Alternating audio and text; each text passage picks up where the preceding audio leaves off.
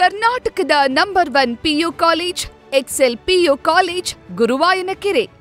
CM ರೇಸ್ನಲ್ಲಿ ಡಿಕೆ ಶಿವಕುಮಾರ್ ವಿರುದ್ಧ ಸಿದ್ಧವಾಗ್ತಾ ಇದೆಯಾ ಚಕ್ರವ್ಯೂಹ ಅನ್ನೋ ಪ್ರಶ್ನೆ ಇದೀಗ ಎದ್ದಿದೆ. ಸಿಎಂ ರೇಸ್ನಲ್ಲಿ ಉಪಮುಖ್ಯಮಂತ್ರಿ ಡಿಕೆ ಶಿವಕುಮಾರ್ ಇದ್ದಾರೆ, ಹೀಗಾಗಿಯೇ ಅವರ ವಿರುದ್ಧವೇ ಒಂದು ಚಕ್ರವ್ಯೂಹ ಏನಾದರೂ ಹೆಣೆಯಲಾಗ್ತಾ ಇದೆಯಾ ಈ ಪ್ರಶ್ನೆ ಈಗ ಎದ್ದಿದೆ.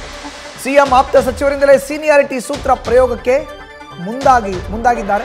ಸೀನಿಯಾರಿಟಿ ಅಂತ ಕ್ಲೈಮ್ ಮಾಡೋಕೆ ಡಾಕ್ಟರ್ ಜಿ ಪರಮೇಶ್ವರ್ ಮುಂದಾಗಿದ್ದಾರೆ.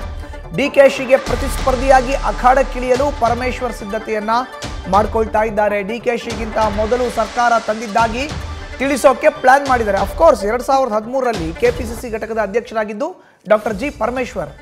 ಸೊ ಹೀಗಾಗಿ ಅವರು ಕೂಡ ಕ್ಲೈಮ್ ಮಾಡ್ತಾ ಇದ್ದಾರೆ. ಈಗ ಡಿಕೆಶಿ ವರ್ಸಸ್ ಪರಮೇಶ್ವರ್ ಅನ್ನೋ ಅಖಾಡ ನಿರ್ಮಾಣ ಆಗಿದೆ.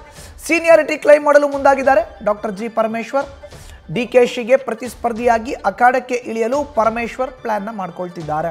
2013ರಲ್ಲಿ ಪಕ್ಷವನ್ನು ಅಧಿಕಾರಕ್ಕೆ ತಂದಿದ್ದೇನೆಂದು ಪರಮೇಶ್ವರ್ ಕ್ಲೈಮ್ ಮಾಡ್ತಾರಂತೆ. 8 ವರ್ಷಗಳ ಕಾಲ ಕೆಪಿಸಿಸಿ ಸಾರಥ್ಯವನ್ನು ನಾನು ವಹಿಸಿಕೊಂಡಿದ್ದೆ. 8 ವರ್ಷಗಳ ಕಾಲ ಕೆಪಿಸಿಸಿ ಅಧ್ಯಕ್ಷನಾಗಿ ಸಮರ್ಥವಾಗಿ ಕಾರ್ಯವನ್ನು ನಿಭಾಯಿಸಿದ್ದೇನೆ. ಸಿಎಂ ಆಗುವ ಅವಕಾಶವಿದ್ದರೂ ಸೋತ ಕಾರಣಕ್ಕೆ ನಾನು ಅವತ್ತು ಸಿಎಂ ಆಗಲಿಲ್ಲ. ಕೊರಟಗೆರೆ ವಿಧಾನಸಭಾ ಕ್ಷೇತ್ರದಲ್ಲಿ ಅವರು ಸೋಲ್ಕೊಂಡಿದ್ರು. ಡಿಕೆಶಿಗಿಂತ ಮೊದಲೇ ನಾನು ಪಕ್ಷವನ್ನು ಅಧಿಕಾರಕ್ಕೆ ತಂದಿದ್ದೇನೆ.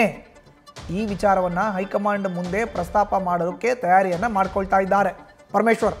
ಆಪ್ತ ಬಳಗದ ಮುಂದೆ ಈ ವಿಚಾರವನ್ನು ಪ್ರಸ್ತಾಪಿಸಿದ್ದಾರೆ ಡಾಕ್ಟರ್ ಜಿ ಪರಮೇಶ್ವರ್. ನನಗೂ ಒಂದು ಅವಕಾಶ ಕೊಟ್ಟರೆ ನಿಭಾಯಿಸ್ತೇನೆ ಅಂತ ಪರಮೇಶ್ವರ್ ಹೇಳೋರಿದ್ದಾರೆ.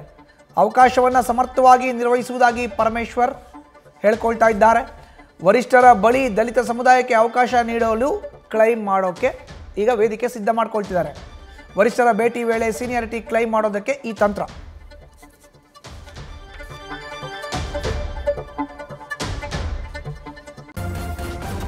ನ್ಯೂಸ್ ಫಸ್ಟ್ ನಿರ್ಭೀತಿಯಿಂದ ನಿಮ್ಮ ಪರವಾಗಿ.